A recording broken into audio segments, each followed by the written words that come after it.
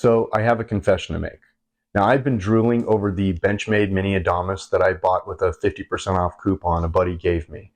But just before the end of last year, my buddy said that he had another 50% off coupon that he was not going to be able to redeem before the expiration date. What? And then he offered that coupon to me. And well,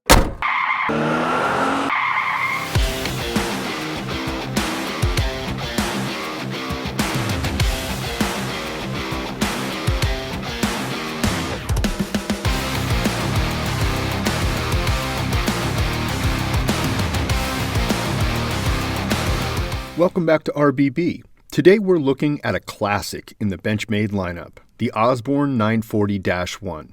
And it's a knife that I have appreciated from a distance for many years. But it wouldn't be sufficient to just offer the blade's specs here. Instead, this will be a humble retrospective on the life of this model so far and the man that it's named after. At the end, feel free to leave a comment and let us know what we got right or wrong. This knife is named after Warren Osborne, who was a custom knife maker that had a long collaborative relationship with Benchmade. My own humble research about him suggests that he lived a life spent in the outdoors between his native country of Australia and then moved later to the great state of Texas.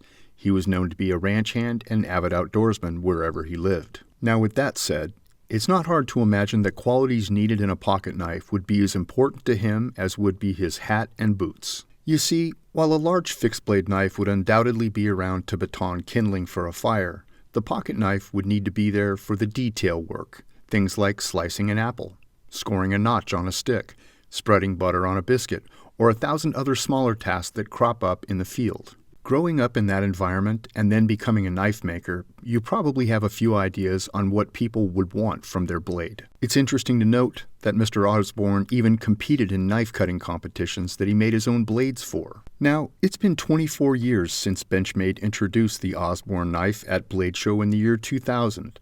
Among his other noted collaborations with Benchmade, Mr. Osborne created the Barrage, as well as the Emissary.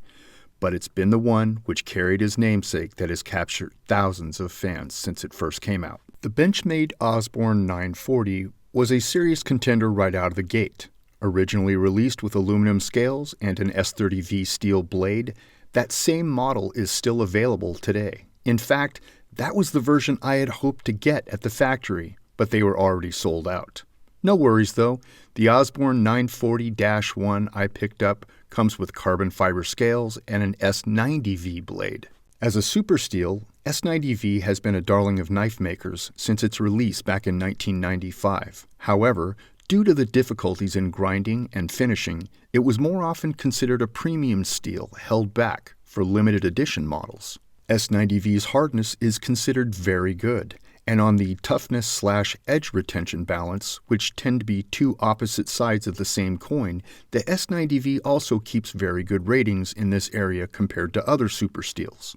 But these stats don't translate to ease of sharpening the S90V, especially if done by hand. When the time does come to maintain the blade, it takes a few extra passes on the stone compared to something like S30V.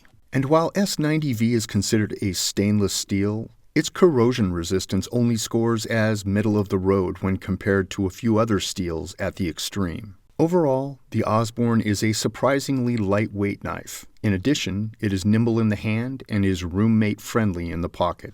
From first glance at the Benchmade Osborne, the blade shape is hard to categorize, but when somebody informs you the shape is called a reverse Tonto, things immediately start to make sense. Today, the Benchmade Osborne's blade shape is arguably the most famous reverse Tonto folder in production.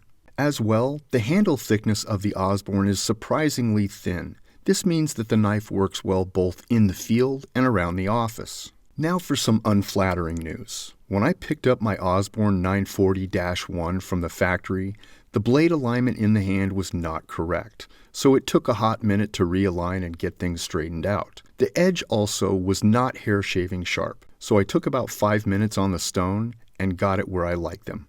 Overall, the Benchmade Osborne is clearly a proven model that has served many people on daily outdoor adventures, as well as in the office and on the job site for well over 2 decades now, and plenty of them are still going strong.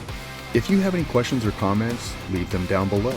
Thanks for watching, and we'll catch you right back here next time on ranges, backstops, and burns.